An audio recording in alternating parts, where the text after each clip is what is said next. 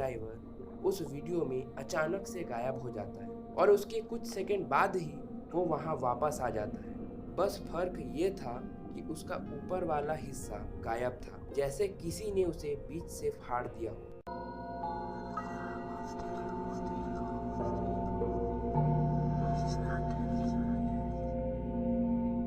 तो यह कुछ दिन पहले की बात है। मेरा एक दोस्त टॉड मेरे पास आता है और मुझे अपने साथ एक डीप सी एक्सप्लोरेशन में जाने को कहने लगता है, जो कि एक अंडर वाटर केव में था।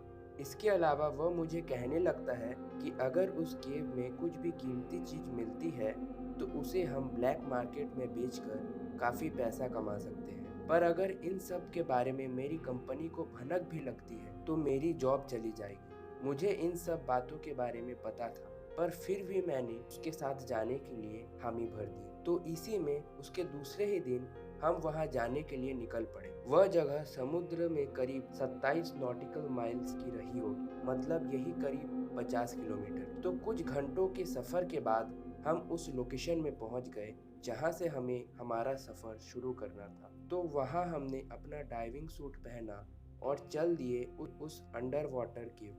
तो इसी में टॉड ने मुझे अपने पीछे आने को कहा और फिर कुछ देर तैरने के बाद ही हम उस गुफा के मुहाने पर पहुंच गए। तो वहां पहुंचने के बाद ही टॉड ने वहां एक केबल बांध दिया ताकि हम उस गुफा में भटक न जाए। तो इसके बाद हम उस गुफा में अंदर जाने लगे। वह रास्ता इतना अंधेरा था कि वहां कुछ भी देख पाना काफी मुश्किल था। हम भी केवल उतना ही दूर तक देख पा रहे थे जहां तक हमारी टॉर्च की रोशनी थी। तो इसी में गुफा के कुछ अंदर जाते ही मैंने एक धीमी पर काफी हल्की सी आवाज सुनी, जो कि पता नहीं कहां से आ रही थी। आवाज किसी जानवर के गुर्राने की लग रही थी। खैर जो भी हो, मैंने इसे इग्नोर किया और टॉड के पीछे पीछे जाने लगा। तो इसी में हम उस गुफा के कुछ अंदर तक ही गए होंगे कि हमें वहां एक सिल्वर कलर की चीज पड़ी मिली। हमने वहां पास जाकर देखा तो वह एक ऑक्सीजन सिलेंडर था और वो भी पूरा भरा हुआ।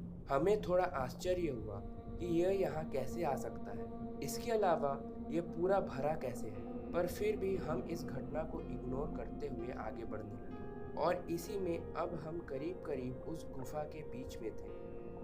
इसी में हमें वहां जाते वक्त एक डाइवर स्लेट मिला, जिसका यूज पानी के नीचे डाइवर्स द्वारा बात करने के लिए किया जाता है। तो उस डाइवर स्लेट में कुछ लिखा था, जैसे लंबाई 10 से 12 फुट, स्किन किसी डॉल्फिन के जैसा चिकना और काला, इंसान के जैसे हाथ पैर और सर। और इन सब के बाद उस स्लेट पे एक उल्टा अंगूठा बना हुआ था, जिसका मतलब था खतरा। तो यह सब देखकर मैं काफी डर गया और वहां से आने की जिद करने लगा, पर टॉड के कारण न चाहते हुए भी मुझे वहां रुकना पड़ा। तो इसी बीच तैरते तैरते हम उस गुफा के अंतिम छोर में पहुंच गए, जो कि एक बंद चेम्बर जैसा था, चारों ओर घना अंधेरा। तो इसी में इधर उधर देखते देखते मेरा पैर कुछ चीज से टकराया। तो मैंने जब उस चीज को गौर से देखा तो वह एक अंडर वाटर वीडियो कैमरा था, जिसकी थोड़ी सी बैटरी अभी भी बची हुई थी। और उसी वीडियो कैमरे में हमें एक वीडियो मिला,